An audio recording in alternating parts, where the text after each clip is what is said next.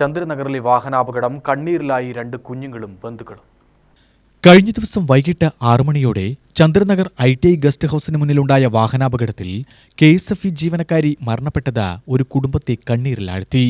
Palakkad town ശാഖയിലെ assistant മാനേജറായ Shahana ഭർത്താവ് അബ്ദുൽ ജലീലുമൊത്ത് ബൈക്കിലിരുന്ന് യാത്ര ചെയ്യവേ റോഡരികിലെ ചരക്കല്ലിൽ തട്ടി ബൈക്ക് മറിഞ്ഞയുടൻ തൊട്ടടുത്തുകൂടി വന്ന ടോറസ് ലോറിയുടെ ചക്രങ്ങൾ കയറിയിറങ്ങുകയായിരുന്നു. തൽക്ഷണം ഷഹന മരിച്ചു.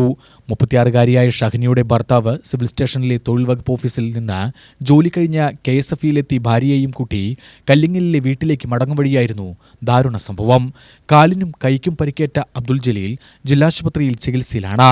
ലോറി കോയമ്പത്തൂർ ഭാഗത്തേക്കാണ് പോയിരുന്നത്.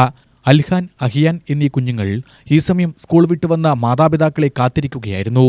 കാരക്കാട് ലാൻഡ് ലിങ്ക് ഗാർഡനിൽ അടുത്തിടെയാണ് പുതിയ വീട് വാങ്ങി താമസം ആരംഭിച്ചത്. ഭർത്താവ് ജലീൽ റോഡിനപ്പുറത്തേക്കും ഷഹന റോഡിലേക്കുമാണ് വീണത്. മൃതദേഹം പോസ്റ്റ്മോർട്ടത്തിന് ശേഷം ബന്ധുക്കൾക്ക് വിട്ടു നൽകി.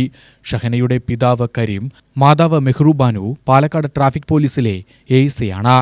UTV news, Palakkad.